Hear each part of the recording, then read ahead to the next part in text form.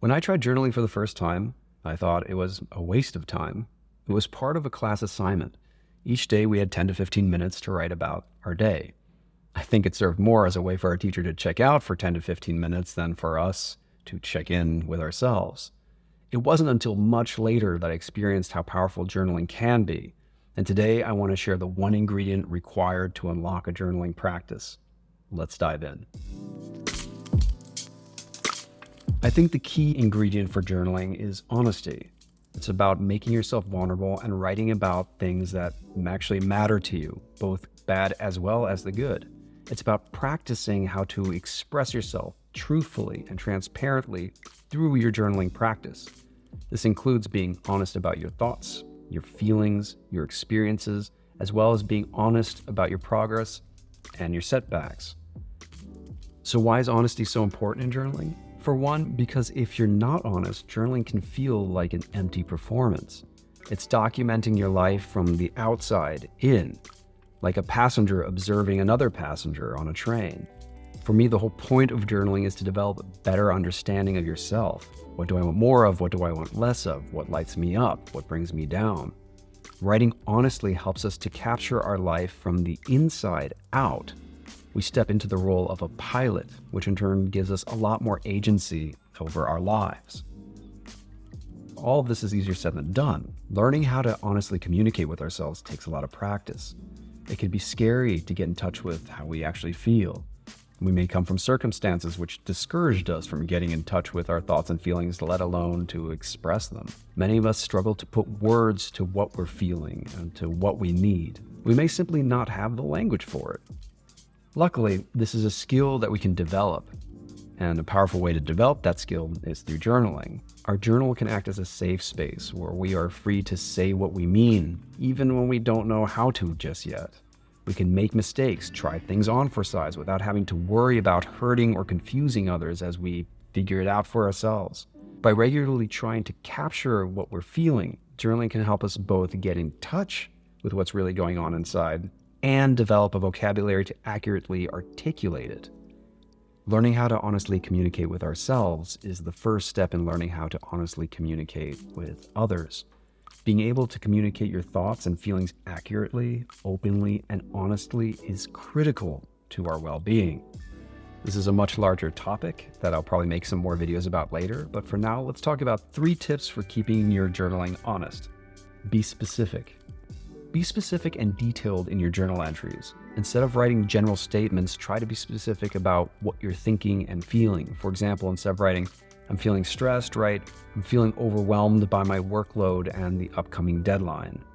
Now, to be clear, many of our thoughts and feelings may be impossible to articulate perfectly, but perfection is not the point here. It's about flexing the muscles to get in touch with ourselves and to capture our feelings over and over again. The more we try to get in touch with how we're feeling and to capture it, the better we will get. Reflect.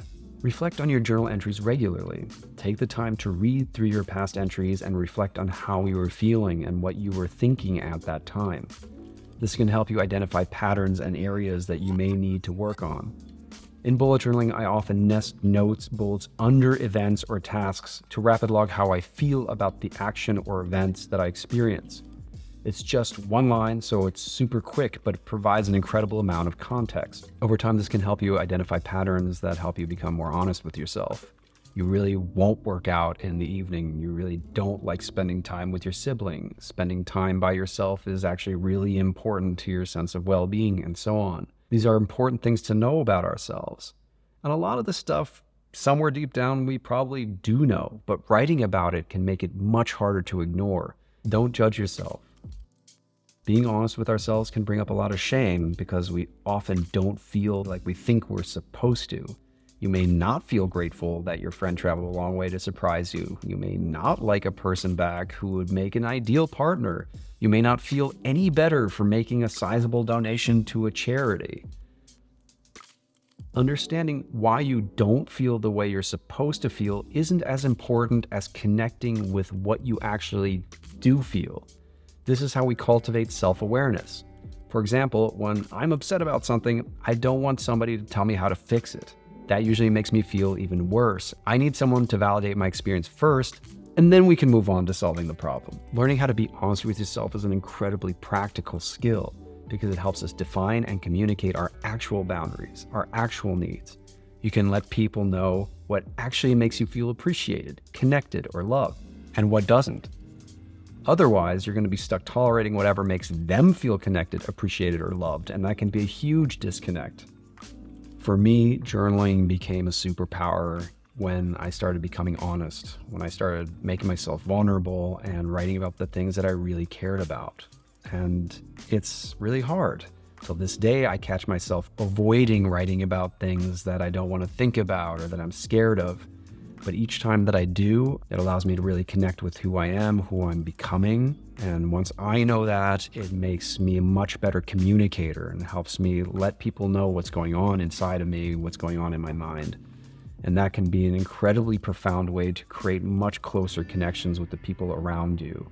The better you understand yourself, the better you can make choices that are aligned with the things that actually matter to you and not the things that are supposed to matter to you. You can live your life much more authentically and be much more intentional about the life that you create. It will take time. It will take practice. The beautiful thing about bullet journal is that you get to practice every day, and every day you get just a little bit better at checking in and putting words to the things that you may be experiencing. I hope that this was helpful. If it was, please like this video and subscribe to our channel. If you want to learn more about bullet journaling, I encourage you to check out our Basics and Beyond course. I'll link that down below. Thank you so much for taking the time. Happy bullet journaling.